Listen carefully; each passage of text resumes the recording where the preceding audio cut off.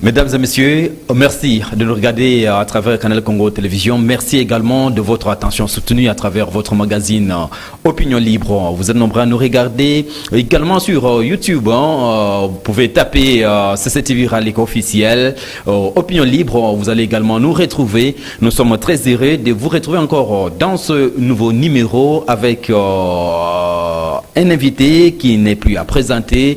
Il s'agit là de monsieur Joël Tadé Nanga, qui est journaliste de son état, vous le connaissez très bien. Avec lui, nous allons parler de problèmes qui minent le secteur éducatif congolais, principalement dans l'enseignement primaire, secondaire ainsi que technique.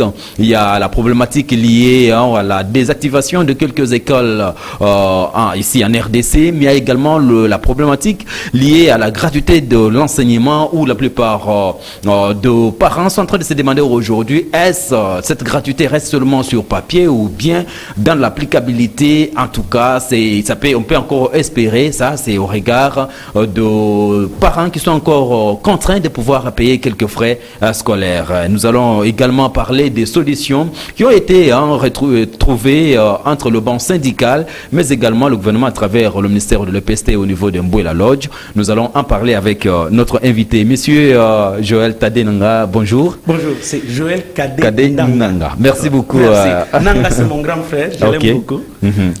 Merci. Merci beaucoup et merci également d'avoir répondu à notre invitation. Merci, c'est moi qui vous remercie. J'ai raté plusieurs de vos rendez-vous. Vous m'en excuserez. Je suis disponible désormais. Merci beaucoup. Nous sommes en train de parler, mais d'abord, avant d'entrer dans le vif de notre émission, la question c'est de savoir quelle analyse faites-vous entre le climat professionnel qui se passe entre les enseignants ainsi que le gouvernement à travers le ministère de l'EPST aujourd'hui? Je vous dis qu'aujourd'hui, il n'y a aucun problème entre les enseignants et le gouvernement. Et le climat est au beau fixe. Parce que vous avez parlé des écoles désactivées, c'est un programme que le ministre Tony Mwaba a trouvé sur la table. Donc il y avait des missions des syndicalistes avec les experts, les inspecteurs qui sont descendus dans plusieurs provinces pour établir les écoles fictives, les écoles non viables.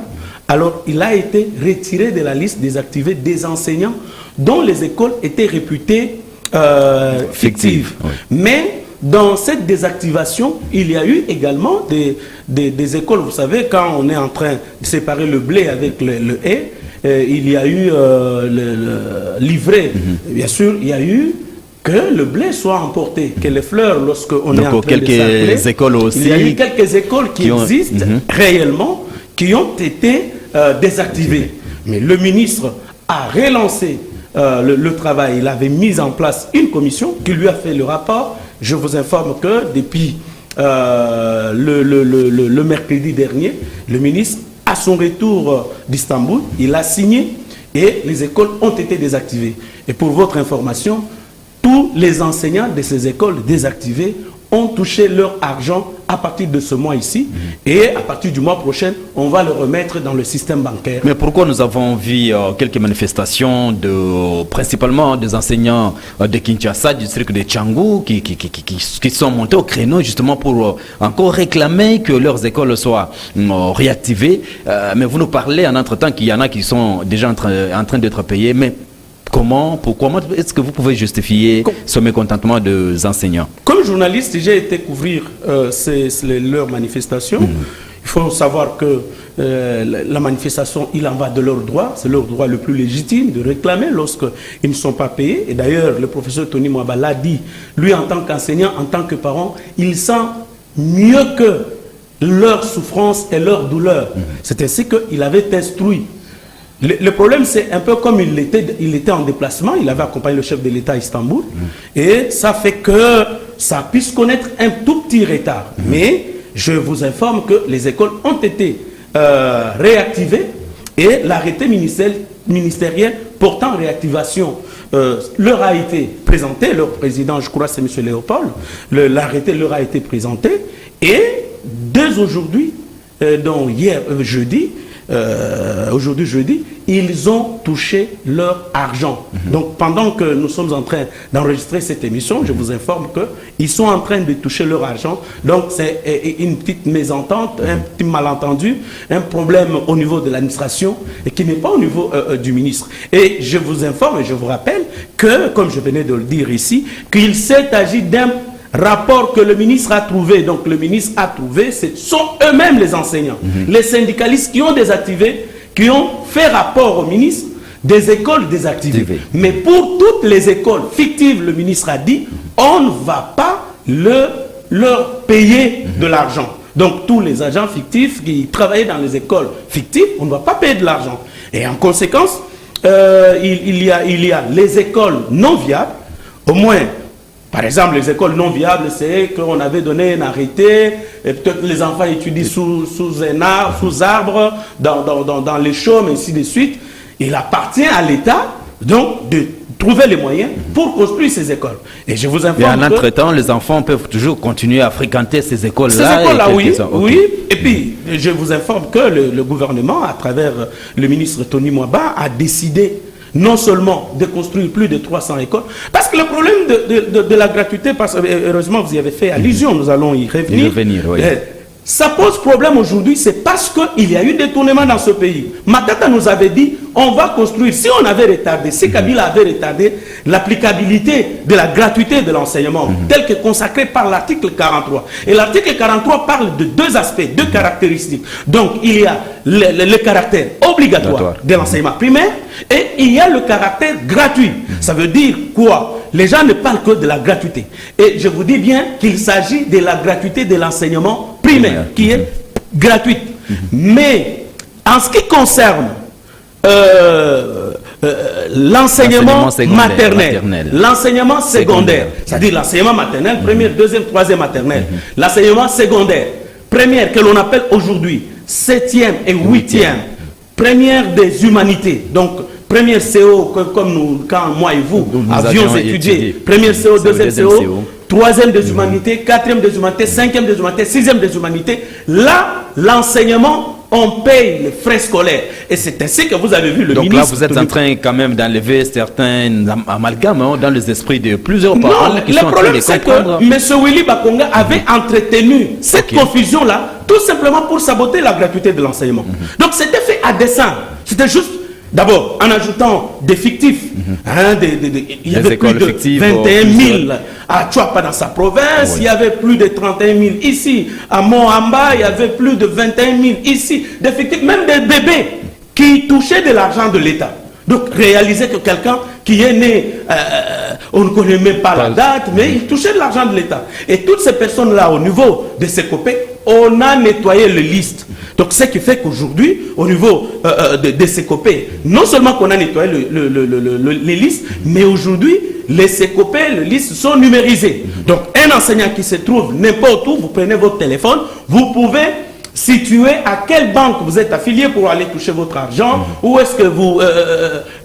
c'est ça, à quel niveau. Donc, tout est harmonisé aujourd'hui. Tout est harmonisé aujourd'hui. Est-ce que ça fait partie des résolutions qui ont eu lieu au niveau de Mbouela Lodge? Parce que ces résolutions-là, jusqu'à aujourd'hui, en tout cas, on parle peu de ça. Est-ce que ces résolutions-là font partie également des facteurs qui ont fait en sorte que les enseignants aujourd'hui puissent reprendre le cours parce qu'il y avait grève?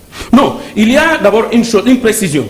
Il faut déjà mettre en tête qu'il n'y a pas eu de nouveaux engagements au niveau de Mbouela. Il y a eu un addendum au travail qui a été fait à Bibois par le gouvernement Ilunkamba.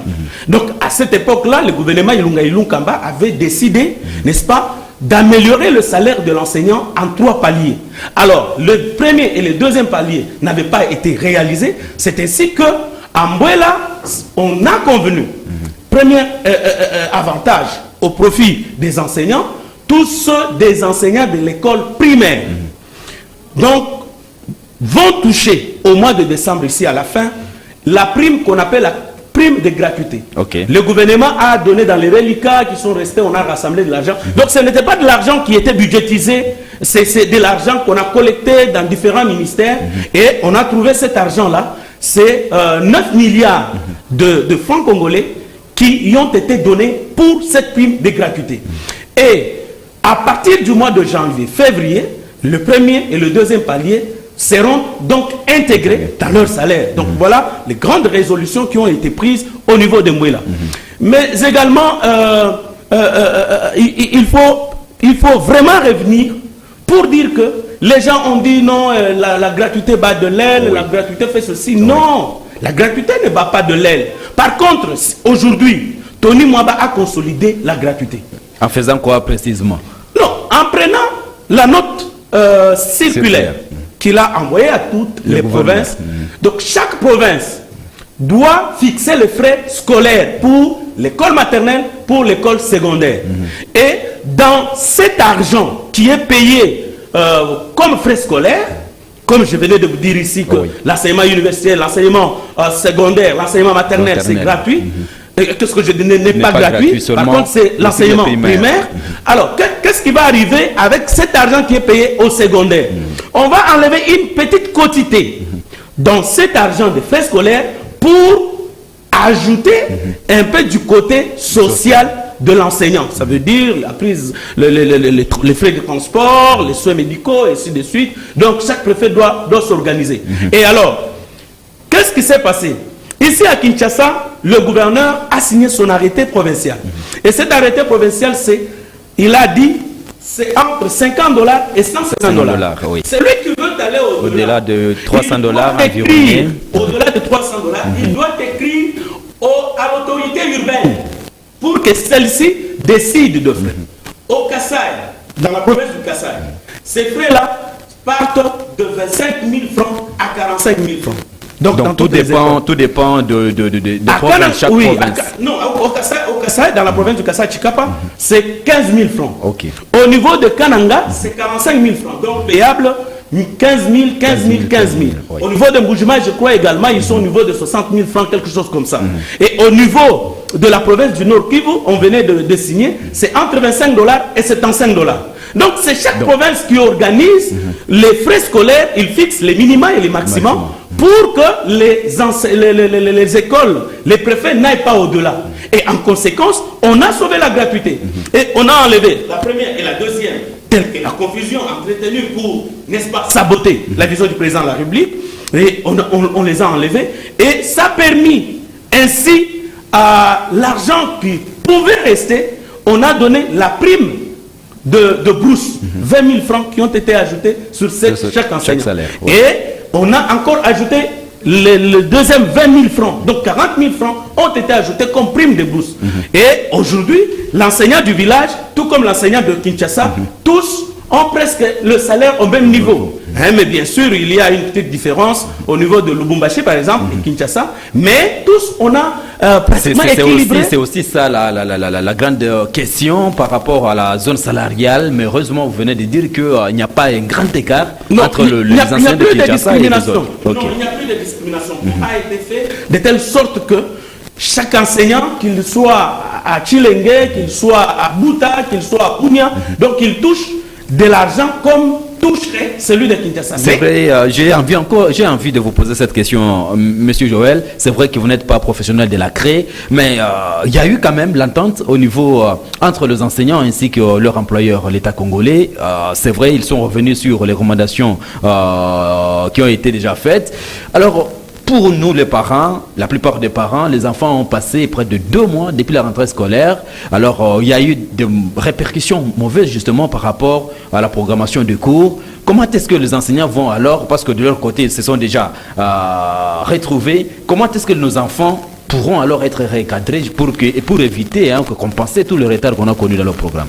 Non, je crois que le calendrier a été réaménagé. À notre époque, nous on partait en congé de Noël, je crois à partir du 15, du 16. Mais aujourd'hui, mes enfants étaient à l'école aujourd'hui. Donc jusqu'aujourd'hui, les 23, les enfants partent à l'école. Et dans certaines écoles, ils vont étudier même jusque demain. Donc nos parents n'ont pas besoin d'avoir de crainte que l'éducation de leurs enfants est perturbée. C'est là où nous en appelons vraiment à la conscience de chacun. Parce que pour qu'on réussisse, il y a un problème au Congo. Donc on croit que le chef de l'État doit tout faire. Malheureusement, notre constitution n'est pas totalement mise en pratique parce que si on mettait la constitution totalement en pratique, on aurait les élections au niveau provincial. Et l'enseignement, d'ailleurs, je vous dis que ça fait partie des attributions, de la compétence, en tout cas, des gouvernements provinciaux. C'est ainsi que c'est le gouverneur qui fixe les frais scolaires, qui fixe le frais des tests de fin d'études, ainsi de suite. Donc, mais on devrait en principe demander également les comptes aux gouvernements provinciaux, parce qu'eux également gèrent ces secteurs-là. Mais lorsqu'on regarde que c'est le chef de l'État, les enseignants aussi, dès le départ, moi personnellement, je leur avais demandé, il faudrait qu'on concentre tous les sacrifices, c'est-à-dire que chacun donne du sien pour que la gratuité réussisse. Mais si les gens pensent que lorsque la gratuité va réussir, ça sera pour le succès de Tshisekedi, pour qu'il soit réélu. Mais écoutez, Tshisekedi n'a pas d'enfants à l'école primaire. Et quand bien même il aurait les enfants à l'école primaire, je ne crois pas qu'ils vont étudier, peut-être dans les écoles ordinaires ici. Donc ils pourraient étudier dans des écoles comme les enfants des Kabila, ainsi de suite. Donc ils étudieraient dans des écoles où on paye. Donc bref, c'est juste pour vous dire que nous devrions chacun, en ce qui le concerne, consentir du sien, donner du sien pour que l'État congolais, pour que notre nation puisse aller de l'avant. Parce que si on veut détruire une nation, qu'est-ce qu'on fait? Il ne faut pas utiliser l'arme. Il faut tuer l'enseignement. Et par conséquent, la nation est tuée. Alors justement, parce que vous êtes en train d'en parler, vous êtes en train de bien donner les explications quant à ce. Je me dis, vous avez dit qu'il n'y a pas eu de nouvelles résolutions au niveau de Mbouela Lodge, mais je me dis, pourquoi est-ce que nous avons passé 2 mois, en tout cas, avec la grève des enseignants, qu'est-ce qui était à la base de la radicalisation de ce mouvement des enseignants? Parce qu'au niveau, toutes ces révolutions, ces résolutions, voulais-je dire, ont été connues déjà d'avance. Mais pourquoi nous avons perdu tout ce temps? Je vais vous livrer un secret. J'ai assisté à un entretien que le ministre Tony Mwaba, quand il est parti au synode, au comité permanent de la SENCO, et l'archevêque de Kinshasa, le cardinal Ambongo, lui pose la question, qu'est-ce qu'il y a entre l'État et nous? Alors, le ministre aussi lui rétorque, votre éminence, qu'est-ce qu'il y a entre vous et nous? Ils se disent, non, ce sont les réseaux sociaux. Donc, il n'y a pas eu de problème. Donc, c'est tout simplement les réseaux sociaux. Le ministre a posé la question à l'abbé Cholé. Dites-moi, quand est-ce que moi, ministre, j'ai dit que nous allons reprendre, confisquer les écoles conventionnées? Parce que vous avez répondu, allez prenez vos écoles, laissez-nous les bâtiments. Oui. Quand est-ce que le ministre, les gouvernements congolais, le premier ministre ou le ministre national de l'enseignement primaire, secondaire et technique a dit que non, nous allons confisquer les écoles? Donc, ce sont les rumeurs des réseaux sociaux. Et malheureusement, aujourd'hui, vous savez que les gens sont pratiquement affables des rumeurs. On vous dit qu'il n'y a pas la police du Rwanda au Congo. Mais les gens préfèrent se fier dans les rumeurs des réseaux sociaux que de croire à la vérité qui est dite. Donc l'information aujourd'hui devient une denrée rare. Rare, pourquoi? Parce que les Congolais, c'est comme le fait que nous n'aimons pas notre pays, du fait que nous n'aimons pas les Congolais, notre compatriote, donc on peut croire à ces bobards-là. Et il y a eu cette crise ici, tout simplement à cause de cela. Mais parce qu'il y en a d'autres aussi, une autre opinion, qui pense que le ministre était, passez-moi l'expression, intimidateur de par ses ajustements vis-à-vis des enseignants, la raison pour laquelle les enseignants ont aussi, de leur côté, endurci ce bras de fer. Non, cher ami, je crois le ministre a intimidé qui et quand. Le vrai problème, c'est que on a eu l'habitude, comme je le disais. C'est-à-dire aujourd'hui, on se confie plus dans les rumeurs des réseaux sociaux que dans la vérité qui est dite. Où est-ce que le ministre a intimidé qui, quand, où et comment? Vous et moi avions appris ces 6 questions ici de référence du journaliste, de l'information. Dites-moi où, quand, comment? Le ministre avait tout simplement dit qu'il fallait qu'il reprenne le chemin de l'école. Parce que la grève, c'est une suspension du contrat de travail entre l'employeur et l'employé. Parce que l'employé continuait à répondre à ses obligations. Il continue à payer le salaire. En conséquence, Parce qu'en principe, quand vous allez en grève, il doit y avoir un préavis de la grève, vous déclenchez la grève, et quand vous déclenchez la grève, l'employeur doit suspendre ses engagements vis-à-vis de vous. Ça veut dire que le moment, par exemple, comme vous avez parlé de 2 mois, c'est-à-dire les 2 mois là, l'État ne devait pas payer. Et ça, c'est le droit, et c'est le code du travail qui le dit. Mais maintenant, l'État continue à payer pendant que les enseignants, eux, refusaient de donner cours.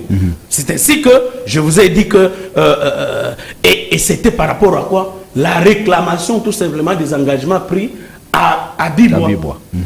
Mais ces engagements-là, le gouvernement a accepté de les renouveler à travers l'addendum qui a été signé en Mbouela entre le gouvernement, représenté par le vice-premier ministre, ministre de la fonction publique, le ministre des Finances et le ministre de l'enseignement primaire, secondaire et technique et le ministre du budget. Donc ils ont signé, c'est moi j'ai dit, ils auront 9 milliards comme prime de gratuité. À partir du mois de janvier, on va passer au premier et au deuxième palier. Ok, mesdames et messieurs, si vous venez de nous prendre en cours de diffusion, vous êtes bel et bien sur Canal Congo Télévision en train de suivre votre magazine Opinion Libre, ce magazine qui vous donne de l'espace justement pour que vous puissiez parler, vous exprimer, donner vos nouvelles idées pour que nous puissions tous ensemble contribuer au développement de la République du Congo. Nous sommes heureux. Je rappelle que nous recevons monsieur Joël Tadé dans cette émission qui est journaliste, mais nous sommes en train d'analyser en tout cas de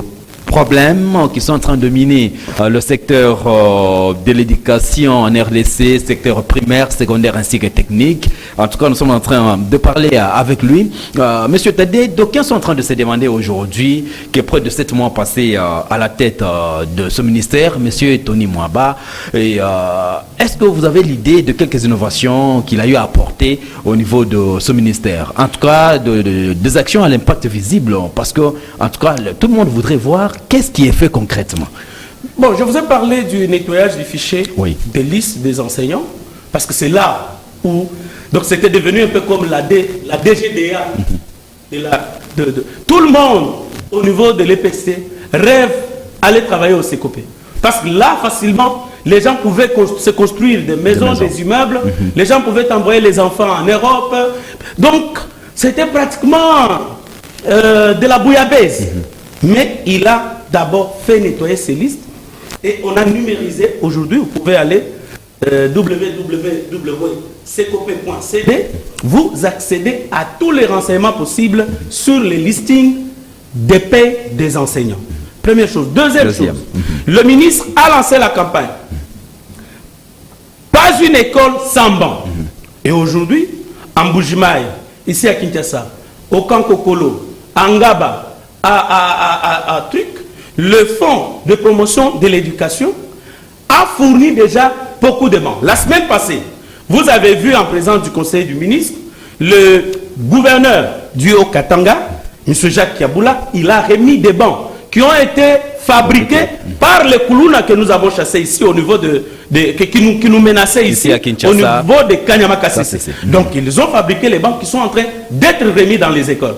Et aujourd'hui... Est-ce que ça sera possible? Parce que le Congo est grand, le Congo n'est pas seulement pour Kinshasa. On y va graduellement. Est-ce que là, ça prendrait presque l'éternité? On y va graduellement. Et en plus de cela, il y a des écoles qui seront construites nouvellement bientôt là. Des écoles, plus de 300 écoles seront construites. Parce que je vous ai dit, je pense que si Kabila avait renvoyé, repoussé, reporté l'application de la gratuité de l'enseignement, c'était parce qu'on attendait qu'on construise. Il y avait un déficit des infrastructures scolaires. Donc il fallait qu'on construise 1000 écoles par an. Mais cet argent-là, il y en a qui en ont détourné pour se construire des universités. Parce que l'université, par exemple, qui a été construite par l'ancien Premier ministre, donc ça pouvait construire combien d'écoles? Vous pensez que cette université, l'argent qui a construit cette école, serait venu de... Non, vous êtes journaliste de terrain. Vous deviez être en Bujimaï cette semaine, malheureusement. Vous êtes resté, les avions étaient pleins. Vous êtes un journaliste de terrain. Dites-moi une seule école, 10 écoles construites par Matata et Maker Mongo. Allez même en province ou ici à Kinshasa. Parce que si on avait résolu ce problème-là, en tout cas, on n'aurait pas le pléthore des élèves dans les classes, dans les salles de classe. Donc ça serait déjà résolu. Mais les gens se sont plus à détourner l'argent de construction des écoles. C'est ainsi qu'aujourd'hui, l'honorable Jamal Kabounda Kaboul a dénoncé dernièrement, nous étions lorsqu'il a lancé l'école qu'il a construite et qu'il a remise à l'État congolais. Il n'a dépensé que 360 000 $ américains. Mais les écoles qui ont été prévues, les écoles préfabriquées en plus, que Bakonga et les autres ont fait au niveau des infrastructures, ainsi de suite, papa, ces écoles-là, par école, pas en matériaux durables, mais préfabriqués, on a prévu combien d'argent? Plus de 500 000 $. Donc voilà comment les gens se sont toujours organisés avec le système Matata de surfacturation pour détourner l'argent de l'État. Monsieur Joël, je pense que nous sommes en train maintenant de chuter. Vous avez de la maîtrise du secteur et peut-être que ça c'est le tout premier numéro, mais vous aurez à revenir. En résumé, qu'est-ce que nous devons retenir pour ce numéro? Vous vous dites aujourd'hui, au niveau de l'EPST, les choses avancent bien et que les parents de leur côté ne peuvent pas s'agiter, s'inquiéter quant au lendemain de l'éducation de leurs enfants. Non, je crois que je ne flatte pas des gens, ce n'est pas mon habitude. Je ne fais jamais ce qu'on appelle le dialélo. Mais je crois qu'aujourd'hui, Tony Mwaba a réuni toutes les conditions pour élever ces secteurs. Et je crois que s'il en a encore pour 3 ans, pour 4 ans, pour 5 ans, je pense que les choses peuvent aller beaucoup mieux. De toutes les façons, il n'est pas trop attaché à l'argent, ça j'ai aimé. Son côté intégrité morale, et sa vision pour la gratuité de l'enseignement, la manière dont il a déjoué tous les coups qui étaient montés contre la gratuité, non, en effet, il est à féliciter. Parce que les gens ont créé une confusion en ajoutant même leurs propres écoles. C'est là la bêtise qui a été commise. Comment pouvez-vous prendre quelqu'un qui a des écoles privées et vous le laissez gérer les écoles? Il y a conflit d'intérêts. Et c'est ainsi qu'il prend les agents, les enseignants de ces écoles et il les verse. L'État est en train de les payer pendant que lui, maintenant, touche l'argent de ces enseignants-là. Donc, en plus de cela, il faut retenir que l'article 43 a 2 caractères. L'enseignement primaire est gratuit, il est obligatoire. Ça veut dire, vous avez un enfant à l'âge scolaire et vous ne l'envoyez pas à l'école, l'État peut vous astreindre, à vous inviter, vous condamner pour que cet enfant-là aille à l'école.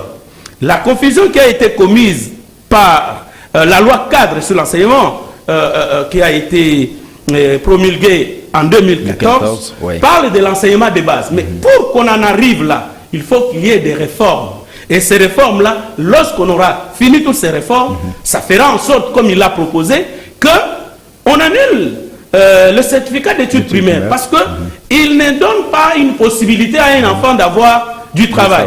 Mais au moins, en deuxième CO, que l'on appelle 8e, dès que toutes les réformes sont finies, épuisées, il y aura lieu que cet acte de fin du cycle soit donné après la 8e année scolaire. Et donc, voilà un peu ce que l'on peut retenir. Pas une école sans banc, c'est en marche. Le CECOPE aujourd'hui, tout enseignant peut connaître sa situation partout où il est. Donc, il y a une amélioration nette, et même au niveau des fonds de promotion de l'éducation, il y aura au niveau de Mbouela, à partir du décret que le Premier ministre a signé. Donc, on va prélever un peu sur certaines taxes, au FPI, à l'ARPTC, ainsi de suite. On va pour donner les moyens subsidiaires à l'enseignement primaire, secondaire et technique, afin de soutenir encore davantage la gratuité et ces secteurs. Merci beaucoup, très cher confrère, notre cher aîné, Joël Tadenanga. Nous sommes très contents de votre passage dans cette émission. Mesdames et messieurs, nous sommes arrivés à la fin de votre magazine Opinion Libre. Vous pouvez également nous suivre en tapant sur notre chaîne YouTube, en tapant CCTV Ralik officielle, Opinion Libre. Vous allez nous retrouver, mais également nous retrouver à chaque jeudi, déjà à partir de 19h. Nous sommes très heureux et nous vous donnons encore le rendez-vous. Vous tous qui voulez participer à cette émission, vous avez nos numéros au bas de l'écran. Vous pouvez également nous contacter et nous aurons à en parler pour voir de quoi vous êtes capable, comment est-ce que vous êtes en train de contribuer à l'émergence de la RDC d'aujourd'hui, de demain. Nous disons merci à Moron Zambé qui était derrière les caméras, mais également à Christian Bandiolo qui était à la régie finale. Nous allons nous retrouver très très prochainement.